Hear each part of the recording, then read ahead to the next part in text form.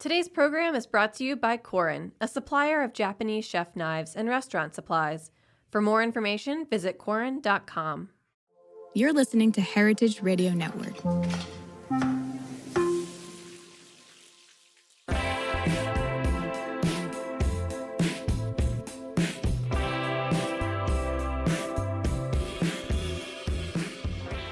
Hello, everyone, and welcome to Cutting the Curd on the Heritage Radio Network. I'm your host, Joe Salonia.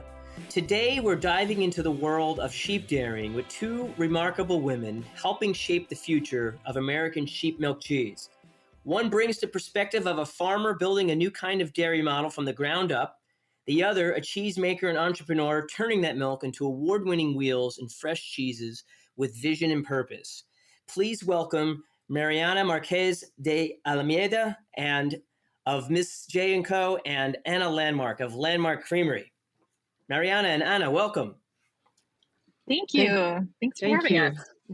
And Mariana, please help me. How do we say your name the right way? Marques de Almeida. Oh my gosh. Okay, so you mentioned did I do okay? Marques da Almeida. Okay. Almost, and this is some pronunciations I'm not familiar with as much in the Portuguese. You're a native. You're a Portugal native. Is that correct? It is correct. I was born and raised in Portugal. Yes. Well, we might as well start with you, like right here. So Miss J and Co. We were just talking pre-show. This is an acronym. You said it's not necessarily named after someone J with a last name. So can you explain the company name? And you mentioned you're from Portugal, but how did you mention the company? Tell us a little bit about the company, Miss J and Co. and how you found your way into sheep dairying and what led to the startup. Well, first of all, thank you for the invitation, and it is really a pleasure to be here with both of you, Anna, you and Anna. I am Portuguese. I started my first job out of the university was with a SAF dairy sheep farm in Portugal. That was a few 20 some years ago. Let's not go that far. Okay. And that farm was very advanced for that time. And I really enjoy working with sheep, and I love sheep cheeses. So that was awesome. We started this operation, Miss J and Co., with my partners Shirley Knox and Jeff Weidman in 2019, and when we were looking for a name, Mariana, Shirley, and Jeff were MSJ, and Co. would be the company, would be the sheep. So that's how this came up with. So this is 2019. The company we started the company actually in 2015 when I moved into the US. Okay. Yes. Because I know your website mentioned there was an older date. Okay. So, but 2019 is significant in the actual forming of the name and such. Yes. In 2019, we started milking for the first time. So it took us 4 years. I arrived in the US in 2015, and then it took us 4 years to start milking. And because sheep don't just fall from the sky and you just make sheep milk. That's not how it works. You can't just start the year you want to start it. That's not how it works, I guess, huh? No, it is not.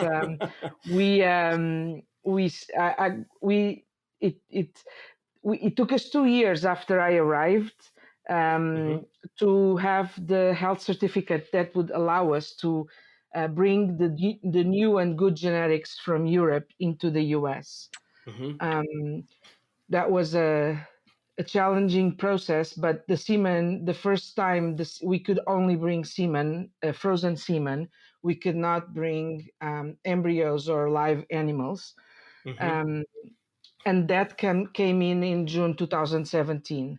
So from that moment, we in September, we inseminated ewes from a flock that actually Anna was working with at the time. And then we brought 300 animals, recently born babies. That's how we started the farm. And wow. and 150 of those were offsprings from the imported semen. Wow. And then Anna was one of your first fresh milk customers from this new hybrid breed, or Yeah. or would you say? And it was our client before we ever got cheap. And I'm Uh-huh. not All right. wrong saying this, right, Anna? Yeah. No, yeah, because we were working with the Two's farm, Yes, yes. Amber and her husband, and that's where we first started working together. Yeah. And is this breed, do I have it right? Is it the Asaf breed, which typically is native to Portugal, but now here The in this Asaf hybrid breed, version? the Asaf no? breed was made in Israel, and Okay. then in 1930s, and then it was a crossbreed, but now it's an established breed. So then that genetics went to Portugal and Spain, and then the Spanish did an amazing job on improving the breed, and that's where we brought the semen from. So they did for 30 years they did a genetic improvement program, and improved a lot the breed for the milking and characteristic traits, and and cheese traits, and that's where we brought the semen from, or the genetics from. Wow. There is a lot to that. I'm sure we could do a deeper dive into just the genetics and the breeds. I mean, that's its own show. But hopefully, we'll touch on enough here for our listeners to get a grasp on just that. What's behind getting a farm like this, to the point where it could be contributing beautiful milk to a creamery like Anna's. And Anna, how much of your work currently involves sheep milk? And then how much of that sheep milk, is it 100% of Mariana's product? No, I just buy probably a fairly small percentage of her overall production right now.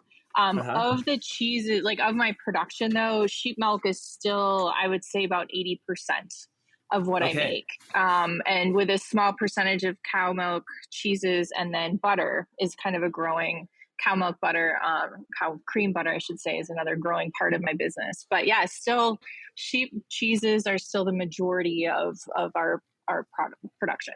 And of that milk that you use to make sheep cheeses, is all of that milk from Mariana's work? Yes. Yep. Okay. 100% comes from Mariana. Yeah. And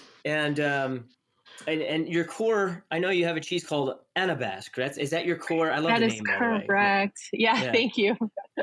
Yes, that is probably our biggest seller, and the cheese that I make the most of, and it's also the cheese that we've been making the longest. So it was one of the first cheeses we started producing back in 2014. Can you describe the cheese? It is a Basque style, or at least it was inspired by a Basque style cheese, kind of like osso arati or a torquay or something like that from the Basque region. We do wash rind, which makes it a little unique. But yeah, that's kind of become our signature.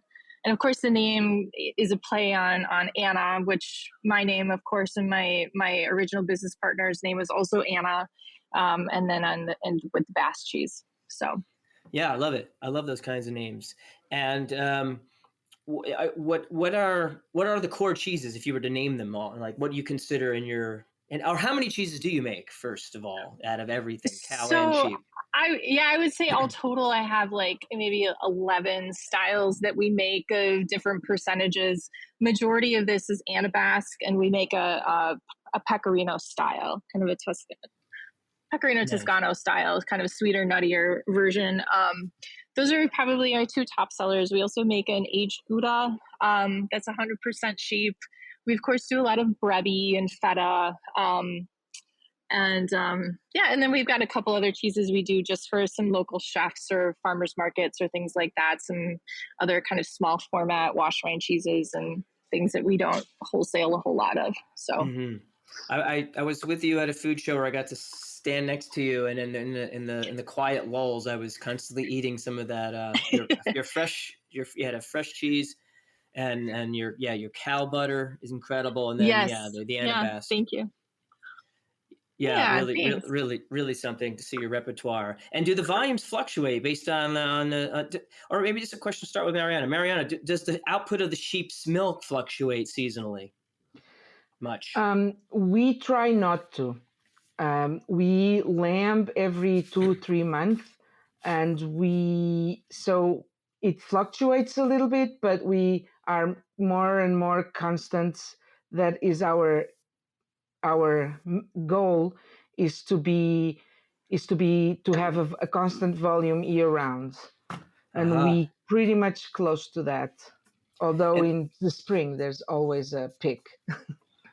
there's always a little, meaning there's always a little more, more babies are born and more lambs are born in the spring. Is that what you mean by More pick? milk is produced. Oh, More more milk milk is is produced. produced. Yes. Got it. Sure.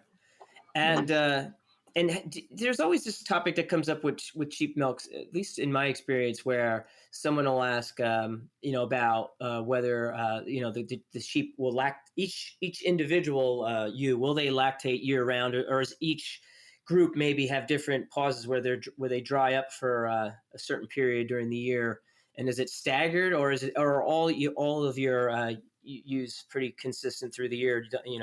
Maybe you manage like with artificial with lighting, or is there ways to influence their lactation cycle? Oh, absolutely. Uh-huh. Well, it is. Normally in spring they tend to produce, and in summer they tend to produce much more milk than in winter, and it also has to water intake and temperatures outside. Mm-hmm. Um, but also with season and naturally, sheep produce more milk in the spring, in the summer than in the winter, and what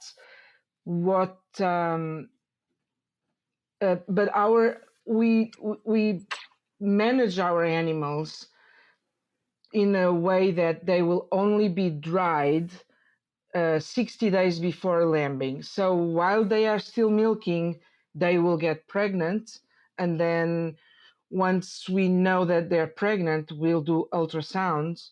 Then they will start drying, so that to guarantee that 60 days before lambing, at least 60 days, they will be dried. And so they staggered. I think that's the word that you used. Um, Mm-hmm. Groups staggered, and then we they are not always the same groups or always the same use in the same groups. We have animals that are producing milk for 400 days, which is amazing. And Mhm. so those animals just keep milking. We do everything based on their milk production. We do Uh-huh. reproduction based on the amount of milk that they produced. Um, I can.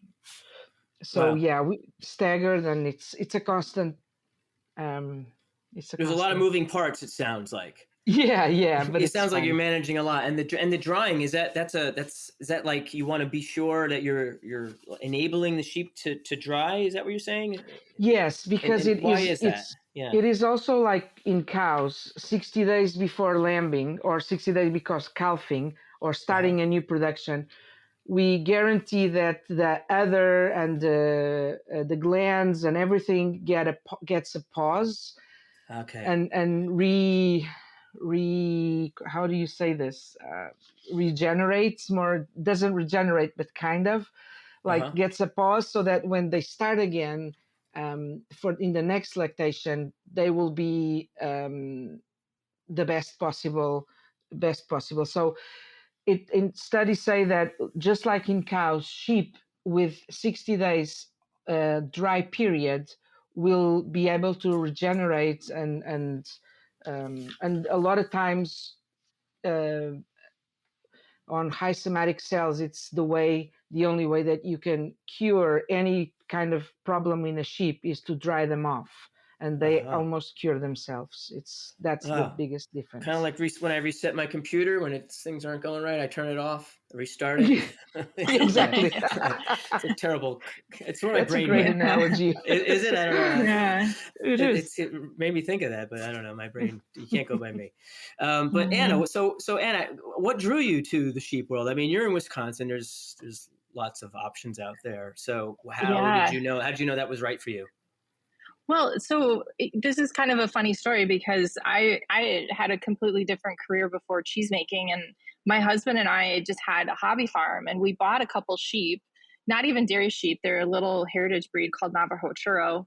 And we really just fell in love with them. We fell in love with sheep. And as I was hobby farming, I milked some goats and I had a family milk cow for a while. But the whole time I was kind of wondering, like, maybe I should be milking sheep. Nobody in Wisconsin knew anything about sheep milk at that point. And there were hardly any sheep milk cheeses being produced there. Nobody certainly down in like Greene County, south of Madison where I live, which is, like cow country. But that idea just kind of stuck with me. And so as I was pursuing my cheesemaker license, I was kind of trying to figure out like, well, maybe I will start a farmstead with where I'm milking sheep. But then ultimately I met a couple other farmers who already had a herd or a flock of dairy sheep. And so I was able to just kind of start buying milk from them, which worked out great because then I could focus on cheese making, which was kind of my passion. And I was able to source milk from them and then eventually from Mariana. So, but yeah, it was just kind of like, this hobby farm and this cheese making hobby that kind of spiraled into a business. Going into the sheep milk was just such a great niche in Wisconsin. And we have such a huge infrastructure for the dairy industry. Mm-hmm. But sheep milk was such a small part of it. It was kind of like, where goat dairying was like back in the 70s, maybe. Wow. It's kind of how I think of sheep in Wisconsin right now. Yeah. So we're like kind of poised to take off. Was there a sheep dairy co-op called the Wisconsin Sheep Dairy Co-op that started in Shaky Legs? They put out a couple really great cheeses. I remember one called Dante, I think. And then when it fell apart somehow, maybe fragmented into different parts. Yeah. So Cedar Grove, Bob Wills is actually the one who made the Dante for them. But yeah, they had maybe up to a dozen farms at one point. And they were kind of falling apart right as I was starting to get into the dairy industry. And I don't know exactly. I think they were struggling with marketing. Co-ops can be challenging with personalities sometimes. And yeah, it just didn't quite work out. So, but Cedar Grove still makes the cheese they call Donatello, which is essentially that Dante recipe. Uh-huh. And hearing about, maybe, I don't know, Mariana, did you hear about that? And did that draw you in, or it had nothing to do? Did it have any impact, or does this reflect some of the challenges that sheep dairy farms face, like whatever the challenges were that led to the Wisconsin Sheep Dairy Co-op to becoming dissolved? Are there similar challenges that you face at Ms. J and Co? I really don't know why that sheep dairy co-op was dissolved. I was not even here, but there's a lot of challenges, and the special challenge was that there was not really a lot of genetics getting into the US until 2015, 2016, until 2017, actually, when we brought semen in. And that is a huge challenge, and also trying to I'm very lucky because I have my background. My background, I've always worked with sheep or goats. I made cheese. I produced milk. I worked on milk quality, and I also I work for cheese making. I made cheese in Spain, and that gave me a lot of knowledge and a very good network. So if I have a problem, I can always, and we still have a Spanish consultant. But here, nobody really knows a lot about sheep, or they are afraid because being a cow country, or a cow state, as Anna said, it has been real. Nobody really cared about sheep, and then people that made sheep didn't have a lot of support, and still there's not a lot of it. But I'm lucky because I have all my network behind me. Yeah, and I also have my partners. Yeah, and Joe, just to kind of reinforce like the improvements that Mariana is seeing in her flock is like when I first started buying milk, most of the average lactation, it was like maybe 270 days. So, and now Mariana is seeing sheep who can milk substantially for 400 days plus. So, and the volumes are substantial. Like I was barely able to get, 4,000 pounds at a time from these dairies. Some of the ewes were only producing, a couple quarts of milk a day. So wow, okay. It's changing substantially with the genetics that Mariana's been able to bring in, and kind of the whole professionalism and the care and just the whole body of the sheep are improving. Yeah, I mean, Mariana, it sounds like you've really helped up the game with all your influence in your network. You've brought the best of what's going on in Spain and Portugal, right, literally to the Wisconsin landscape. Yeah, well, I always say Miss J and Company did it. Not only me, I would be nobody without the support of my partners, Shirley and Jeff. And although I am the one who shows my face most of the time and make these things, it's really Miss J and Co. Milk and project and all the work the three of us have done. But Anna was touching something so important that's like we've seen in our flock. We started milking 6 years ago, so in June 2019. And in the first 3 years of milking, we doubled 2.5 times, not double, we increased 2.5 times the milk production per head per ewe. And also we improved the other conformations so that the parlor efficiency, like it's so much easier and so much faster to milk the ewes right now. Wow. And that has been huge for us. That sounds pretty massive shift. And for our listeners, if I noticed we were talking pre-show as well, Mariana, that you were on in 2019. So I have to catch up with this episode too, and just contrast that episode with today's with this release, because that was in 2019, episode 367. For anybody listening who wants to listen, that was when you were really just starting with the milking. We were starting, and yes, a lot of things have changed. Yeah. A lot of things happen in the world from there. Let's it's so palpable for everybody. It's one thing we could all agree on. So with that, do you think there's a growing appreciation for sheep milk cheeses in the U.S.? Can you feel that happening in the country? And Mariana, what do you think? I do. I think that a lot of people, I should say, there is a lot of cheesemakers looking into diversifying different flavors, adding sheep milk, doing sheep milk blends, or like Anna and other ones doing just pure sheep milk.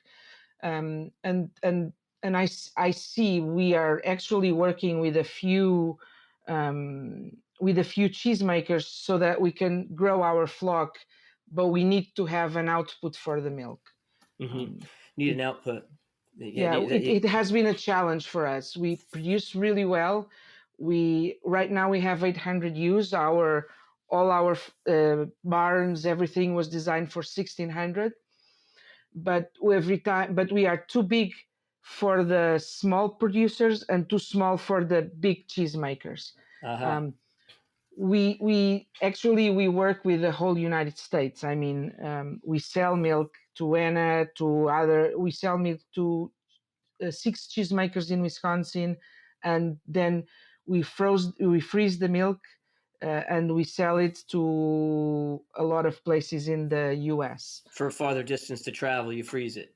Yes, that's how we can allow. Yeah, and then yes. And I'm going to guess Anna's maybe one of your closest fresh milk. It is partners. Yeah. And Pecorino. You mentioned Pecorino earlier, Anna. So like when I grew up, I mean, I still believe this to be true, because I think because it applies to half of my family, is that half of my family, when they put the Pecorino on their pasta, they don't even know it's sheep milk. It's just grated cheese to them. I tell them, they're like, Joey, I don't know how you eat that goat cheese. It's so, I don't know, I don't like that. Meanwhile, they're like grating. I'm like, you're eating sheep cheese there, Aunt Teresa and Uncle Louie, like, you eat raw pig's butt. That's prosciutto. What do you mean it's raw? I mean, it's raw. It's never been cooked. It's raw. Anyway, it's a whole separate thing there. But you're making the pecorino you mentioned. Is there like maybe a whole channel to explore with this being not a cash cow, but like a more higher volume, output item for you? Yeah, I think so. There's still like a lot of education that we have to do with U.S. consumers on sheep because they think sheep and goat are the same cheese.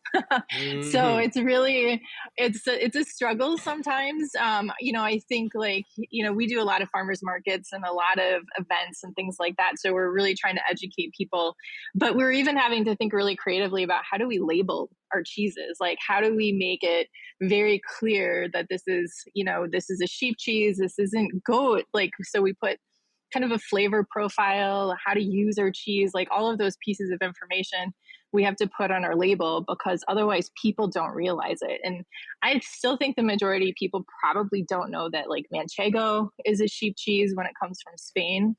Yep. So, that's another one like the pecorino. People don't think about it. They don't understand that Roquefort is a sheep cheese. Oh yeah, that's another one. They just, yeah, it's just like, it's just a really good blue cheese. So helping consumers understand that this is different and this is special. And these are really famous cheeses that you eat all the time. And you should try these other cheeses as well. So we have to do a lot of that education. There is a gap here to fill with education. I like to think that we're up for the task. That definitely keeps us busy when maybe you got your hands on the farm or in the vat. That'll for me that's where the best of the work is, I believe. But hey, let's just put a pause in this for a minute. When we come back, we're just gonna we'll dig a little deeper into the future of what's going on here. Don't go anywhere. We're just gonna listen to a little quick pause here from our sponsors. Today's program is brought to you by Korin, a supplier of Japanese chef knives and restaurant supplies. Korin is proud of their Japanese culture and traditions, but they want you to know that their products are not just for Japanese restaurants. Their knives and tableware bring out the best qualities of food from every culture and fit into every restaurant from French to Pan-Asian to American. And that is why they're located in New York City, where people from every country in the world come to eat. Korin's Tribeca showroom is home to the most extensive collection of Japanese chef knives in the world, including Japan. Stop by to view their exquisitely designed tableware and the rarest natural sharpening stones.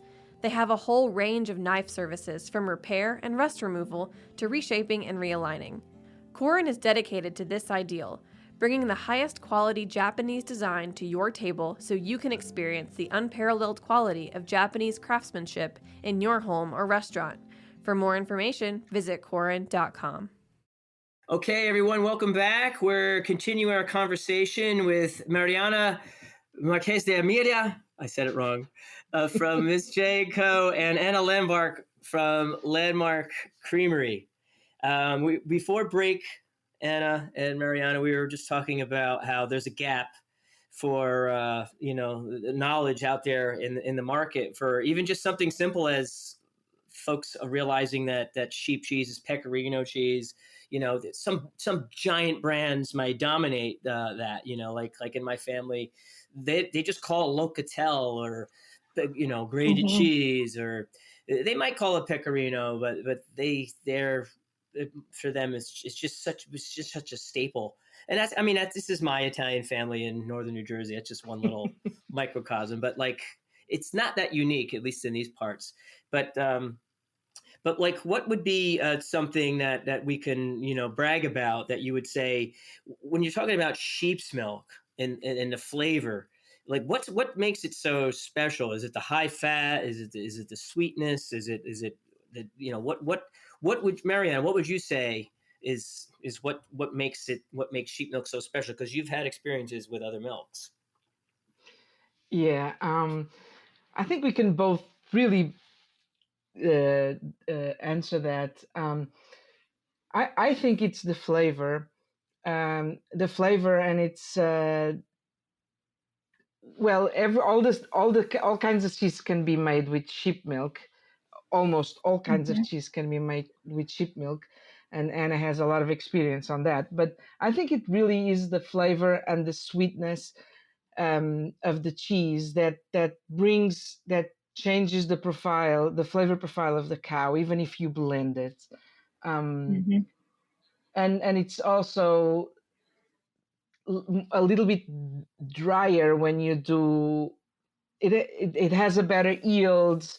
It has much more protein and fat, the milk itself, but I think the flavor. I always say that cow is the most known milk and has a little flavor. Then goat is the more extreme, and sheep is in the middle with a little Mm. bit Mhm. sweetness add to it, but as a Mhm. milk wise, and then it helps transforming the cheese into cheese. Yeah. Mhm. So And I only ever hear Anna. Sorry, yeah. Let's hear Anna, and then I have a thought too. Anna, Yeah, I what would would you agree add to with that? that. I think it has a level of sweetness that the other milks don't have, that I think is really unique. And it's just richer. It has a more solid. So every cheese is just going to have a little bit more flavor because there's more protein. There's just more of everything in there.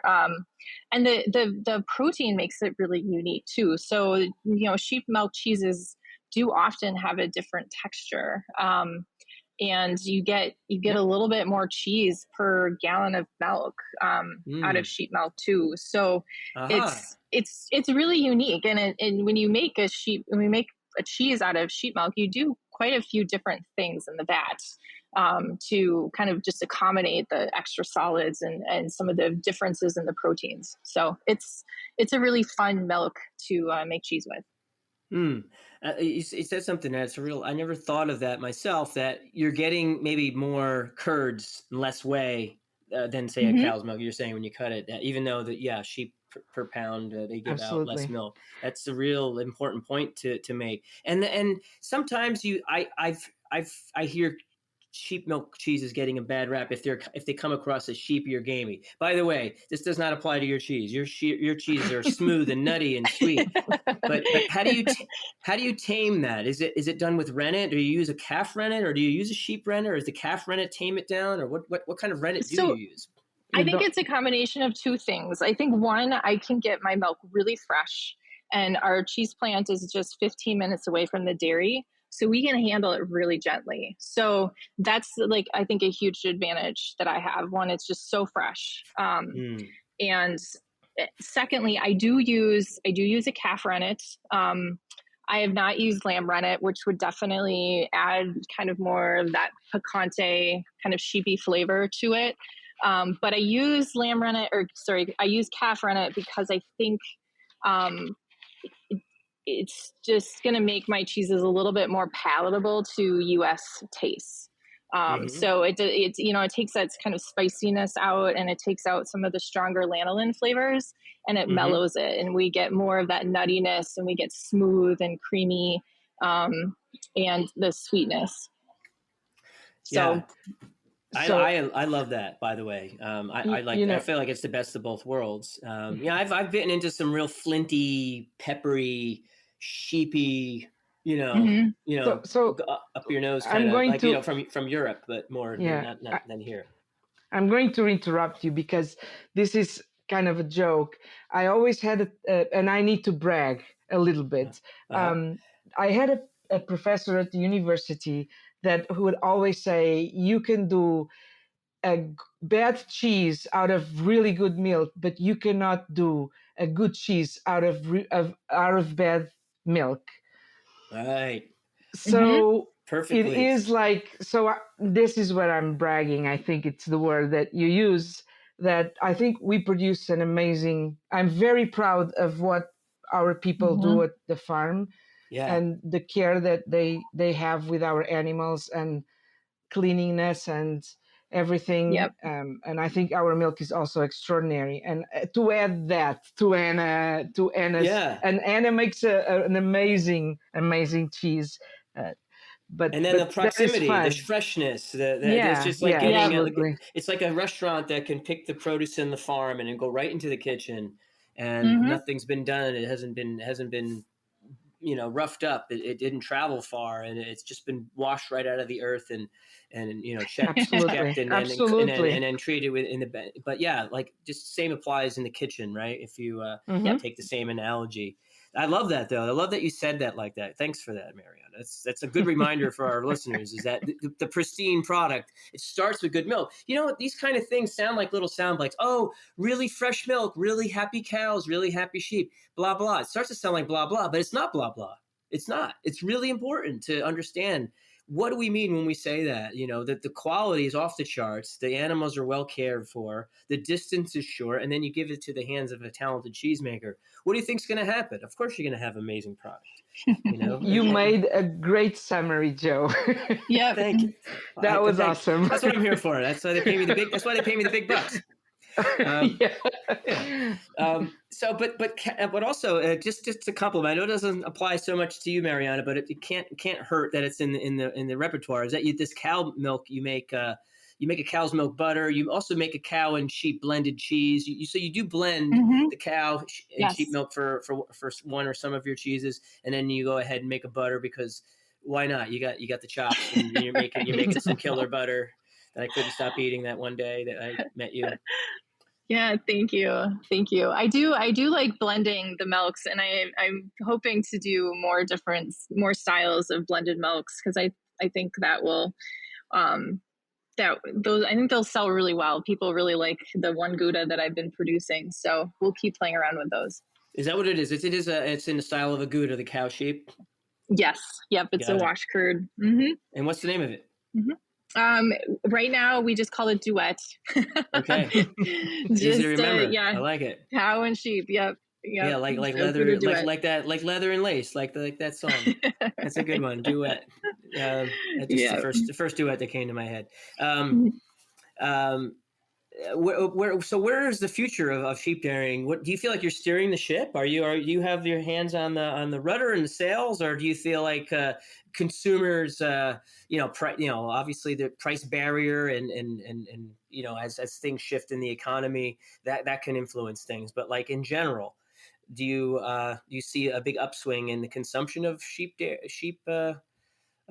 milk or sheep dairying? Mariana, what do you feel? You feel like you're riding a wave. It's growing. There's demand growing. I think so.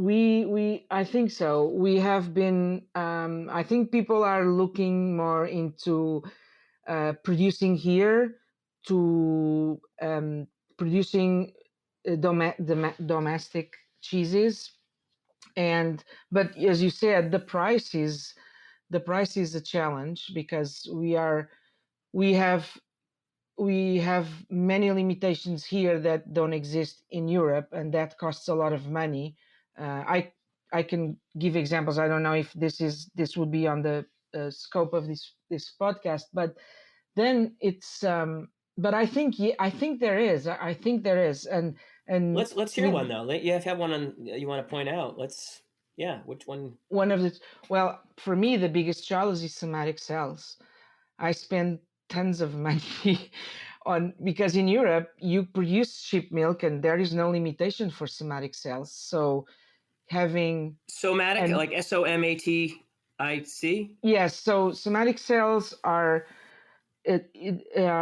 indicators of that the other has our white defense cells when they shed from in the milk, and it's an indication of mastitis. So mammary gland would be inflamed or having being under attack of the microorganisms. And in Europe, so in cow, when you milk a cow, you see immediately the milk shows that you have like a little bit of somatic cells. In sheep, you can have one animal with, and maybe the cheesemakers in this podcast can understand this better. It's like you in a sheep, you can have 1 million or 2 million somatic cells, and you still don't see it in the milk. You have to test it. In Europe, and it does it and it and in and it really means that there is a problem there. In Europe, there are no limits. in the US, we are the same. We have the same limits as cows, so we have to produce milk with below 750,000, which is what it is. But no cheesemaker in the US will take your milk if it's close to 500,000. Our milk is close to, it's always between 200 and 250,000, depending a lot on the stage of lactation, on lambing, on summer, winter. But to do that, I have to test all, constantly test my animals. Sometimes it goes up because in 400 there is one sheep that it's has an infection, a subclinical infection, because you cannot see it.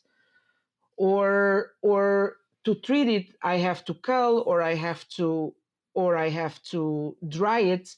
If it's a very good ewe, I'll have to dry it, treat it. I cannot. The treatment during lactation is not very effective.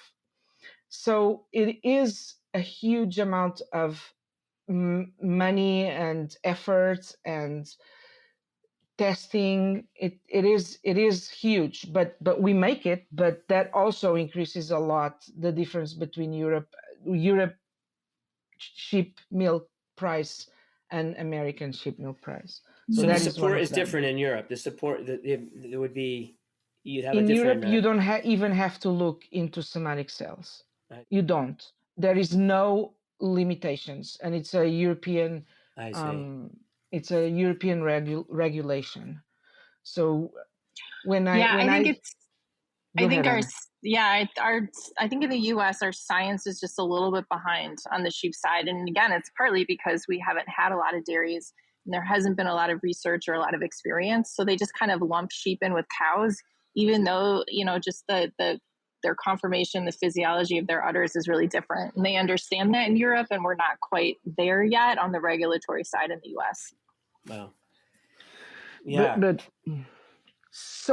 there is, I mean, I feel that we are more consistent, and we are growing our flock, and we are producing every year. We are producing more and more milk, and we are working with more cheesemakers that want to take that leap and do something like with mixed milks, which is the first step, because we don't have enough milk for a huge thing. We want to influence other people to start dairy farms, and we have the knowledge and we can help.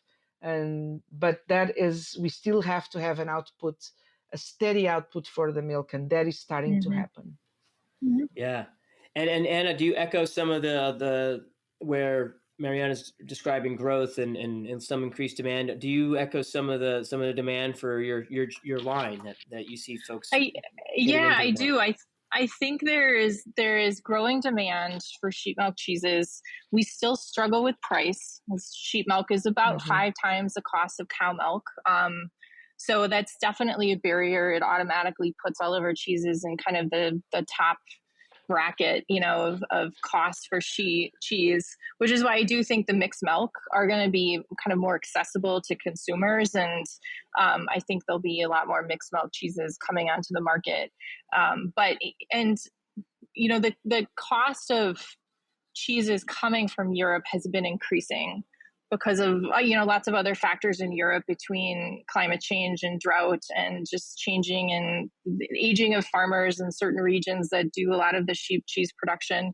So our cheeses are getting more competitive, even in the bigger grocery chains. But there's still work to do there, and hopefully, as Mariana's production increases and we can make more cheeses, some of those costs will come down to even more. So. And Joe, just so that we understand, sheep milk costs, as Anna said, 5 times more than cow, but it's not that we are making a ton of money. It's because it costs a lot to produce. So to make sure that everybody understands that, I mean, it has been a really big challenge for us, but we're at least starting to break even after 9 years. because they're we have smaller the animals. genetics and A yeah. lot of things you described, I think, paints a picture for sure. And you said right at the end here, you're saying you're just about to break even after 9 years. That's wow. How many in the Yeah. flock right now, Mariana? We have been steady of 800 because we decided very early that we would be only 800 ewes and increase milk production, increase milk traits, increase all the genetics overall. And then once we got to the point where we are right now, then we could double the flock. We could have done that 1 or 2 years ago, but now is when we start also having the demand of the milk. So I am hopeful that in 1 or 2 years we will be with the 1600 ewes. Right now Wow. we are milking 400 of the 800, and there are 200 more that are coming into milking in the next 2 months. Oh wow. We are lambing. We Oh have a well, lot of yeah. pretty This lambs. this is your time. Yeah, right. You must be. This is the time of year for you where you must be seeing a lot of new babies. Yeah. I don't have a time. The time of the year is every 2 months, but it's Okay. also Okay. always a joy. Always a Okay. joy. It's always very, very. And it's a small miracle you're here on this podcast, then, even to It understand that. is. It is. Yes. It's my Yeah. favorite part. What would be a myth that you'd want to bust, that you want to, like, what, just to set the record straight about dairying or sheep cheese? If you could bust one myth, Anna, let's start with you, Anna. What would it be? I would say that sheep cheeses are really sweet and actually much more mellow than most goat cheeses. So people think it's going to be a really strong, really sharp cheese. Or, I use sharp with quotations around it, right? Because cheeses aren't Mhm. sharp. That's not a flavor. But yeah, they think it's going to be a really strong, really funky cheese. And they're really surprised to find out that no, this is really sweet and it's really mellow and it's got really nice balance of flavors. Nice. So sheep cheese is not too strong. Don't be afraid. Correct. Don't be afraid. And Mariana, what would be a myth that you want to bust about sheep dairying? Would you say, or sheep milk? Is there something that you want to Well, set the record straight on? I think that it's more about sheep dairying. It is possible to do it professionally. It is possible. We already have the genetics here in the US to do it in a professional way, with a sustainable way. It doesn't have normally this has been hobby farms and very small farms. We can do it. We can we are here to prove that this can be done and this can be good. So sheep dairying is not a hobby farm. That's the No, myth. no, that's one of the myths. Yeah, Yeah, that's yeah, and people look at sheep like, oh, that you know, it's just a small animal. I know it's not a cow, but there is a huge future for dairy sheep in the US. There is. I believe you. I believe you to be correct. I could. I hope Yeah, so. I think you're right. I mean, just based on all the other sheep milk cheese that are being eaten too, that are maybe even not from the U.S. People are eating cheese that are made of sheep milk. Yeah, Yes. and I think that it's still the U.S. cheeses. My impression, as a guy who does, is a little more removed than you are, obviously, is that they're still being discovered. So I still feel Yes. like the folks are in discovery. I mean, just using again like my family as the most extreme example. Just to there are a lot of folks are in discovery mode. But we're getting soon to wrap up. But I want to ask a last question. If you weren't doing this, what do you think you'd be doing instead, Mariana? You want to start? Sure. I really don't know. If I That's was not honest. here, if I was not here in the US, I would probably be in Spain. I lived in Spain for 10 years and I love it there. And I would probably be making cheese. Cheesemaker. Or doing or producing milk and making cheese, farmstead, something like that. But I would definitely be in this industry because that's where my heart is. I just love what I do. Yeah, that is clear to me. Yeah, and Yeah. yeah. I always say it has not been easy for me to be in such a different culture, away from my family, from everybody, but doing what I'm doing, it's just so rewarding for me and so much fun.